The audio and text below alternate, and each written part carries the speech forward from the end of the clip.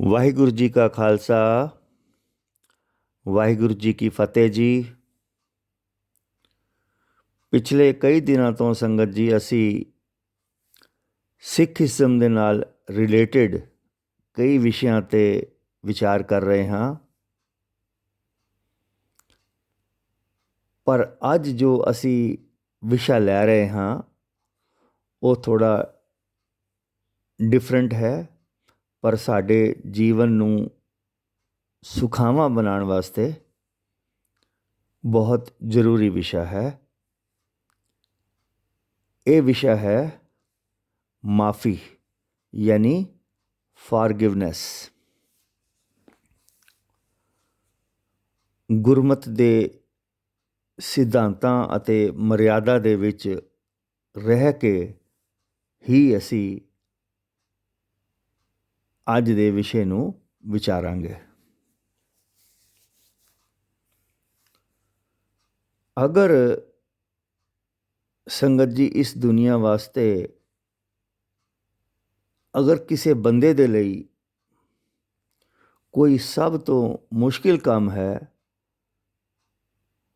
ਤਾਂ ਉਹ ਇਹ ਹੈ ਮਾਫੀ, ਯਾਨੀ ਕਿਸੇ ਨੂੰ ਮਾਫ ਕਰ ਦੇਣਾ। ਅਤੇ ਸਭ ਤੋਂ ਜੋ ਸੌਖਾ ਕੰਮ ਹੈ ਕਿਸੇ ਬੰਦੇ ਦੇ ਲਈ ਉਹ ਹੈ ਕਿਸੇ ਨੂੰ ਸਜ਼ਾ ਦੇ ਦੇਣਾ। ਇਹ ਸਾਡਾ ਦੁਖਾਂਤ ਹੈ, ਸਾਡੇ ਲਈ ਬੜੇ ਦੁੱਖ ਦੀ ਗੱਲ ਹੈ। ਅਸੀਂ ਜੀਵਨ ਵਿੱਚ ਕਿਸੇ ਦੀਆਂ ਛੋਟੀਆਂ ਛੋਟੀਆਂ ਗਲਤੀਆਂ ਨੂੰ ਨਜ਼ਰ ਅੰਦਾਜ਼ ਨਹੀਂ ਕਰਦੇ। ਮਾਫ ਕਰਨ ਦੀ ਬਜਾਏ ਅਸੀਂ ਇੱਕ ਦੂਜੇ ਦੇ ਵਿੱਚ ਖੁਦ ਹੀ ਆਪਣੇ ਬੇਸ਼ਕੀਮਤੀ ਰਿਸ਼ਤਿਆਂ ਦੇ ਵਿੱਚ ਦਰਾਰ ਜੋ ਹੈ ਉਹ ਪਾ ਲੈਂਦੇ ਹਾਂ,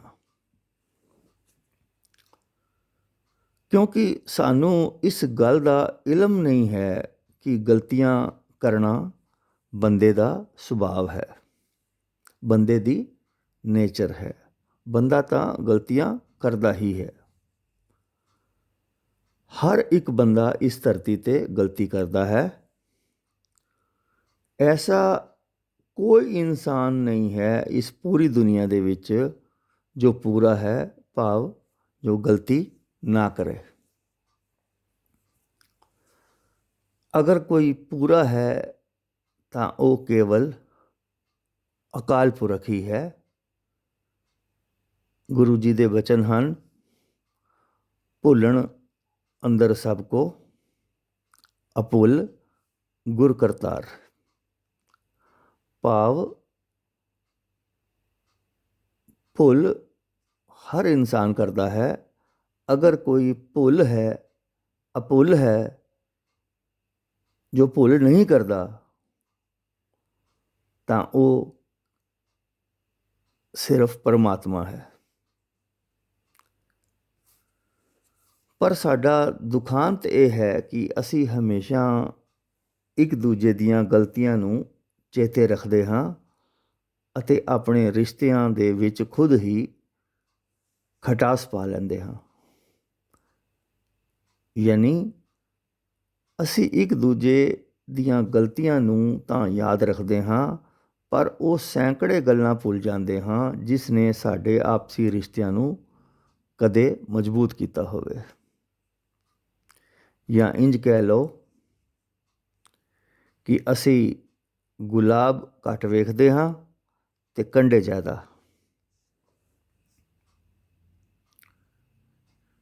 ਇੱਕ ਕਹਾਣੀ ਕਦੇ ਮੈਂ ਕਿਸੇ ਕੋਲੋਂ ਸੁਣੀ ਸੀ, ਅੱਜ ਤੁਹਾਡੇ ਦੇ ਨਾਲ ਇਸ ਵਿਚਾਰ ਦੇ ਵਿੱਚ ਸ਼ੇਅਰ ਕਰਦਾ ਹਾਂ। ਹੋ ਸਕਦਾ ਹੈ ਇਸ ਨਾਲ ਅੱਜ ਦਾ ਜੋ ਵਿਸ਼ਾ ਹੈ ਸਾਨੂੰ ਚੰਗੀ ਤਰ੍ਹਾਂ ਸਮਝ ਆ ਜਾਏ। ਇੱਕ ਰਾਜਾ ਸੀ, ਉਸ ਨੇ ਆਪਣੇ ਪਾਸ ਜੰਗਲੀ ਕੁੱਤੇ ਰੱਖੇ ਹੋਏ ਸੀ। ਅਗਰ ਜੋ ਵੀ ਰਾਜੇ ਦਾ ਕੋਈ ਵੀ ਅਹਿਲਕਾਰ, ਸੰਤਰੀ ਜਾਂ ਕੋਈ ਮੰਤਰੀ ਜਾਂ ਉਸ ਦੀ ਪ੍ਰਜਾ ਵਿੱਚੋਂ ਹੀ ਕੋਈ ਗਲਤੀ ਕਰਦਾ ਸੀ, ਉਹ ਉਹਨਾਂ ਨੂੰ ਜੰਗਲੀ ਕੁੱਤਿਆਂ ਦੇ ਸਾਹਮਣੇ ਸੁੱਟ ਦਿੰਦਾ ਸੀ। ਫੌਰਨ ਹੁਕਮ ਇਹ ਦਿੰਦਾ ਸੀ ਕਿ ਫਲਾਹ ਬੰਦੇ ਨੂੰ ਕੁੱਤਿਆਂ ਦੇ ਸਾਹਮਣੇ ਸੁੱਟ ਦਿਓ। ਫਿਰ ਉਹ ਕੁੱਤੇ ਉਸ ਬੰਦੇ ਦੀ ਬੋਟੀ ਬੋਟੀ ਨੋਚ ਕੇ ਖਾ ਜਾਂਦੇ ਸੀ। ਸੋ ਇੱਕ ਵਾਰ ਉਸ ਦੇ ਇੱਕ ਮੰਤਰੀ ਕੋਲੋਂ ਕੋਈ ਭੁੱਲ ਹੋ ਜਾਂਦੀ ਹੈ, ਕੋਈ ਗਲਤੀ ਹੋ ਜਾਂਦੀ ਹੈ, ਪਰ ਜਿਸ ਮੰਤਰੀ ਕੋਲੋਂ ਉਹ ਗਲਤੀ ਹੁੰਦੀ ਹੈ ਉਹ ਬੜਾ ਇਮਾਨਦਾਰ ਅਤੇ ਬੜਾ ਵਫਾਦਾਰ ਮੰਤਰੀ ਸੀ ਅਤੇ ਪਿਛਲੇ 10 ਸਾਲਾਂ ਤੋਂ ਉਸ ਰਾਜੇ ਦੇ ਕੋਲ ਕੰਮ ਕਰ ਰਿਹਾ ਸੀ।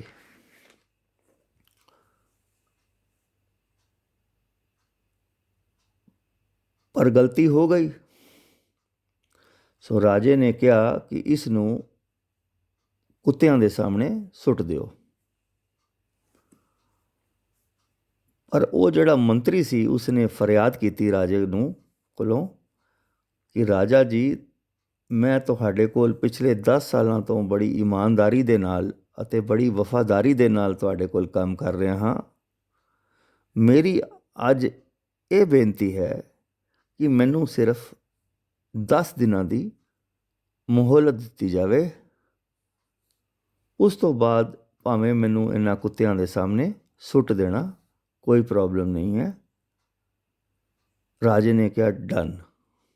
ਰਾਜਾ ਮੰਨ ਗਿਆ, ਕੋਈ ਗੱਲ ਨਹੀਂ, ਅਤੇ ਕਿਹਾ ਤੈਨੂੰ 10 ਦਿਨ ਦਿੱਤੇ।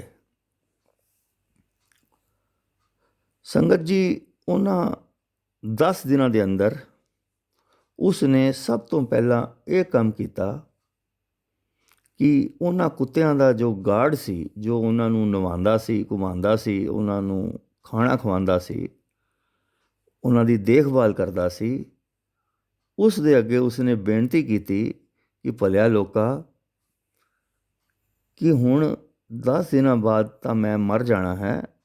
ਮੈਂ ਚਾਹੁੰਦਾ ਹਾਂ ਕਿ ਇਹਨਾਂ 10 ਦਿਨਾਂ ਦੇ ਵਿੱਚ ਕੋਈ ਭਲਾ ਕੰਮ ਕਰ ਦਿਆਂ, ਅਤੇ ਤੂੰ ਇੰਝ ਕਰ, ਤੂੰ ਇਹਨਾਂ 10 ਦਿਨਾਂ ਦੇ ਲਈ ਸਿਰਫ ਇਹਨਾਂ ਕੁੱਤਿਆਂ ਦੀ ਜੋ ਦੇਖਭਾਲ ਦਾ ਜ਼ਿੰਮਾ ਹੈ ਉਹ ਮੈਨੂੰ ਦੇ ਦੇ। ਮੈਨੂੰ ਇਸ ਸੇਵਾ ਦੇ ਬਦਲੇ ਤੇਰੇ ਕੋਲੋਂ ਕੁਛ ਨਹੀਂ ਚਾਹੀਦਾ। ਸੋ ਮੰਤਰੀ ਜੋ ਹੈ, ਜੋ ਕੁੱਤਿਆਂ ਦੀ ਜੋ ਗਾਰਡ ਹੈ ਜੋ ਹੈ, ਉਹ ਮੰਨ ਜਾਂਦਾ ਹੈ, ਮੰਤਰੀ ਦੀ ਗੱਲ ਮੰਨ ਜਾਂਦਾ ਹੈ। ਅਤੇ ਫਿਰ ਉਹ ਮੰਤਰੀ ਉਹਨਾਂ ਕੁੱਤਿਆਂ ਦੀ ਦਿਲੋਂ ਸੇਵਾ ਸ਼ੁਰੂ ਕਰ ਦਿੰਦਾ ਹੈ ਅਤੇ ਲਗਾਤਾਰ 10 ਦਿਨ ਕਰਦਾ ਰਹਿੰਦਾ ਹੈ।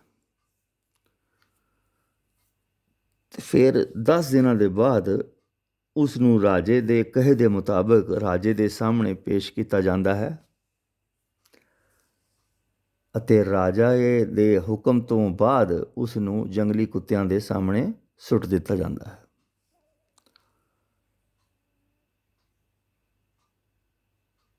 ਪਰ ਉਹ ਕੁੱਤੇ ਜਿਹੜੇ ਨੇ ਉਸ ਮੰਤਰੀ ਨੂੰ ਕੋਈ ਵੀ ਨੁਕਸਾਨ ਨਹੀਂ ਪਹੁੰਚਾਉਂਦੇ, ਸਗੋਂ ਸਾਰੇ ਕੁੱਤੇ ਮਿਲ ਕੇ ਉਸ ਨੂੰ ਪਿਆਰ ਕਰਨ ਲੱਗ ਜਾਂਦੇ ਨੇ। ਇਹ ਨਜ਼ਾਰਾ ਵੇਖ ਕੇ ਰਾਜਾ ਬੜਾ ਹੈਰਾਨ ਹੁੰਦਾ ਹੈ, ਭਾਈ ਇਹ ਤਾਂ ਕਮਾਲ ਹੋ ਗਿਆ। ਰਾਜੇ ਨੇ ਮੰਤਰੀ ਨੂੰ ਪੁੱਛਿਆ ਕਿ ਤੂੰ ਕੀ ਕੀਤਾ ਹੈ। ਉਸਨੇ ਕਿਹਾ, ਰਾਜਾ ਜੀ, ਮੈਂ ਇਹਨਾਂ ਕੁੱਤਿਆਂ ਦੀ ਸਿਰਫ 10 ਦਿਨ ਸੇਵਾ ਕੀਤੀ ਹੈ। ਇਹਨਾਂ 10 ਦਿਨਾਂ ਦੀ ਸੇਵਾ ਦੇ ਬਦਲੇ ਮੈਨੂੰ ਅੱਜ ਉਹ ਇਹ ਚੀਜ਼ ਦੇ ਰਹੇ ਨੇ ਜੋ ਤੁਸੀਂ ਵੇਖ ਰਹੇ ਹੋ। ਪਰ ਮੈਂ ਕਹਿਣਾ ਤਾਂ ਨਹੀਂ ਚਾਹੁੰਦਾ, ਮੈਂ ਤੁਹਾਡੀ ਸੇਵਾ ਜੋ ਹੈ 10 ਸਾਲ ਕੀਤੀ ਹੈ। ਰਾਜਾ ਸਮਝ ਗਿਆ ਅਤੇ ਸ਼ਰਮਸ਼ਾਰ ਹੋਇਆ। ਉਸਨੂੰ ਆਪਣੀ ਗਲਤੀ ਦਾ ਅਹਿਸਾਸ ਹੋ ਗਿਆ, ਆਪਣੀ ਗਲਤੀ ਜੋ ਹੈ ਉਸਨੂੰ ਆਪਣੀ ਸਮਝ ਆ ਗਈ। ਸੋ ਸੰਗਤ ਜੀ, ਅਸੀਂ ਵੀ ਆਪਣੀ ਜ਼ਿੰਦਗੀ ਦੇ ਵਿੱਚ ਕਈ ਸਾਲਾਂ ਦੀ ਸੇਵਾ ਭੁੱਲ ਜਾਂਦੇ ਹਾਂ। ਆਪਸ ਵਿੱਚ ਕੀਤੇ ਪਰ ਉਪਕਾਰ ਮਿੰਟਾਂ ਦੇ ਵਿੱਚ ਭੁੱਲ ਜਾਂਦੇ ਹਾਂ ਅਤੇ ਗਲਤੀਆਂ ਨੂੰ ਪਕੜ ਕੇ ਬੈਠ ਜਾਂਦੇ ਹਾਂ। ਆਪਣੇ ਬੇਸ਼ਕੀਮਤੀ ਰਿਸ਼ਤੇ ਜੋ ਹੈ ਉਹ ਤੋੜਨ ਦੇ ਲਈ ਪਲ ਦੇ ਵਿੱਚ ਤਿਆਰ ਹੋ ਜਾਂਦੇ ਹਾਂ। ਪਰ ਗਲਤੀਆਂ ਤਾਂ ਸਭ ਕੋਲ ਹੁੰਦੀਆਂ ਨੇ। ਪਾਤਸ਼ਾਹ ਵੀ ਸਾਨੂੰ ਇਹੀ ਦੱਸਦੇ ਨੇ, ਭੁੱਲਣ ਅੰਦਰ ਸਭ ਕੋ ਅਭੁੱਲ ਗੁਰ ਕਰਤਾਰ। ਯਾਨੀ ਸਾਰੇ ਬੰਦੇ ਹੀ ਭੁੱਲ ਕਰਦੇ ਹਨ। ਅਸੀਂ ਇੱਕ ਦੂਜੇ ਦੀਆਂ ਗਲਤੀਆਂ ਤਾਂ ਯਾਦ ਰੱਖਦੇ ਹਾਂ, ਪਰ ਸੈਂਕੜੇ ਸੁੱਖਾਂ ਦੇ ਆਪਸੀ ਪਲ ਜੋ ਨੇ ਉਹ ਭੁੱਲ ਜਾਂਦੇ ਹਾਂ। ਕਬੀਰ ਸਾਹਿਬ ਵੀ ਇੱਥੇ ਇਹੀ ਗੱਲ ਕਹਿੰਦੇ ਨੇ, ਜਹਾਂ ਲੋਭ ਤਹਾਂ ਕਾਲ ਹੈ, ਜਹਾਂ ਖਿਮਾ ਤਹਾਂ ਆਪ। ਭਾਵ ਕਿ ਬੰਦਿਆ, ਤੂੰ ਕਦੇ ਕਿਸੇ ਨੂੰ ਖਿਮਾ ਵੀ ਕਰ ਦਿਆ ਕਰ। ਸਾਡਾ ਰੱਬ ਤੇ ਸਾਨੂੰ ਸਾਡੀ ਹਰ ਗਲਤੀ 'ਤੇ ਖਿਮਾ ਕਰ ਦਿੰਦਾ ਹੈ। ਉਹ ਤਾਂ ਬਖਸ਼ਣਹਾਰ ਹੈ। ਸਾਡੀਆਂ ਭੁੱਲਾਂ ਨੂੰ ਕਦੇ ਵੀ ਨਹੀਂ ਚਿਤਾਰਦਾ, ਸਗੋਂ ਸਾਨੂੰ ਆਪਣੇ ਗਲ ਦੇ ਨਾਲ ਲਾ ਲੈਂਦਾ ਹੈ। ਸੰਤ ਰਵਿਦਾਸ ਜੀ ਦੇ ਕਥਨ ਹਨ ਕਿ ਜੇਕਰ ਅਸੀਂ ਪਾਪ ਨਹੀਂ ਕਰਦੇ ਤਾਂ ਪਰਮਾਤਮਾ ਨੂੰ ਕਿਸੇ ਨੇ ਵੀ ਪਤਿਤ ਪਾਵਨ ਨਹੀਂ ਸੀ ਕਹਿਣਾ। ਅਸੀਂ ਪਾਪ ਕਰਦੇ ਹਾਂ, ਪਰਮਾਤਮਾ ਬਖਸ਼ ਦਿੰਦਾ ਹੈ। ਅਸੀਂ ਪਤਿਤ ਹਾਂ, ਉਹ ਪਵਿੱਤਰ ਕਰ ਦਿੰਦਾ ਹੈ। ਸੋ ਸੰਗਤ ਜੀ, ਭੁੱਲਾਂ ਹੁੰਦੀਆਂ ਨੇ। ਅਸੀਂ ਇੱਕ ਦੂਜੇ ਨੂੰ ਮਾਫ਼ ਕਰਨ ਦੀ ਸਮਰੱਥਾ ਆਪਣੇ ਦਿਲ ਦੇ ਵਿੱਚ ਰੱਖੀਏ। ਵਿਚਾਰ ਕਰਦਿਆਂ ਭੁੱਲਾਂ ਨੂੰ ਮਾਫ਼ ਕਰਨਾ ਜੀ। ਵਾਹਿਗੁਰੂ ਜੀ ਕਾ ਖਾਲਸਾ, ਵਾਹਿਗੁਰੂ ਜੀ ਕੀ ਫਤਿਹ ਜੀ।